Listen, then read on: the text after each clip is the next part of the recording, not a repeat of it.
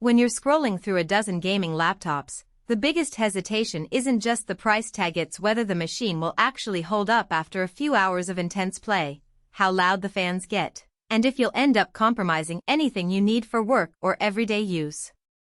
That's the exact kind of real-world question I tried to answer before I sat down with the Acer Swift Go 16. Link is in the description if you want to check the product details on Amazon. In this review, I'll walk through the things that matter once you click buy, how the laptop behaves in a sustained gaming session, how it feels when you type a deadline-driven email, and whether the price really makes sense compared with a desktop or a less aggressive notebook. First, let's talk about the shape of the machine. At 16 inches, the screen is large enough to give you that immersive feel you want for shooters or open-world titles, yet the chassis stays under 4 pounds, so it still slides into most backpacks.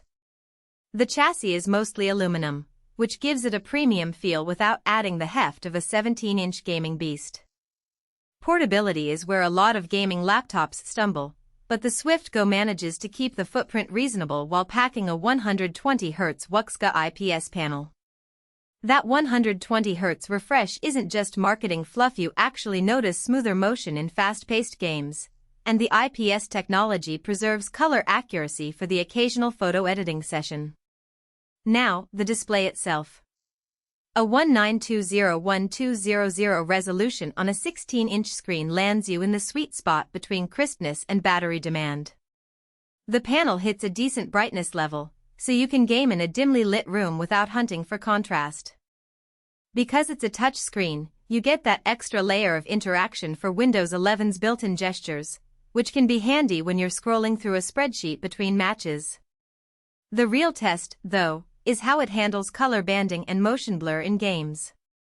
In my testing, the 120Hz panel eliminated the ghosting I usually see on 60Hz laptops, and the IPS panel kept colors consistent from the edges to the center, something you rarely get on a laptop that also claims gaming credentials. Performance-wise, the Swift Go is built around the AMD Ryzen AI 9465. That's a 12-core, 24-thread processor with integrated AI acceleration, paired with 32 GB of DDR5 RAM and a 1 TB NVMe SSD. For most modern titles, the CPU alone can push respectable frame rates at medium settings, especially when the game leans on the integrated Radeon graphics. If you're a gamer who isn't chasing ultra-high settings in titles like Cyberpunk 2077, you'll find the experience smooth enough for competitive play. The 32 GB of RAM eliminates any stutter when you have a game running alongside streaming software, a Discord voice channel, and a web browser full of tabs. The SSD loads worlds in seconds, so you won't sit through long loading screens that can ruin a fast-paced session. That said, the laptop does not include a dedicated GPU, which is the main limitation for anyone who expects AAA titles at max settings. In practice, you'll be looking at 1080p resolution, medium-high graphics, and frame rates hovering around 4,560 frames per second in most demanding games.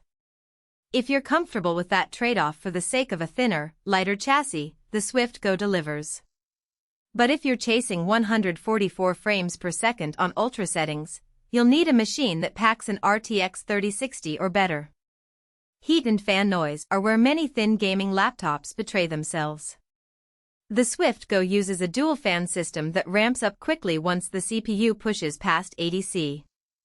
During a 2-hour marathon of an open-world RPG, the fans settled into a steady, audible hum, roughly the sound of a small air purifier. It never crossed into the shouting territory that some other thin laptops hit when the GPU, in this case the integrated graphics, is taxed.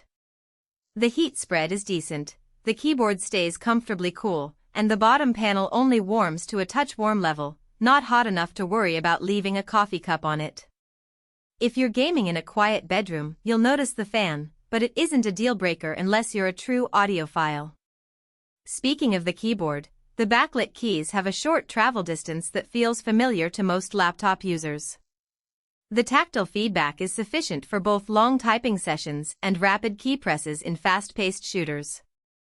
The presence of a numeric keypad is absent, which is a minor annoyance for those who rely on it for spreadsheets, but the layout is clean and the WASD cluster is well spaced. The touchpad is large and responsive, and it works well with Windows 11's gestures, though serious gamers will still prefer a mouse for precision aiming.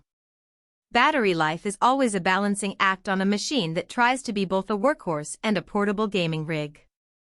Acer lists a 70 Wh battery, and in real-world testing you get about 6 hours of mixed productivity email, web browsing, a bit of video editing before you need to plug in.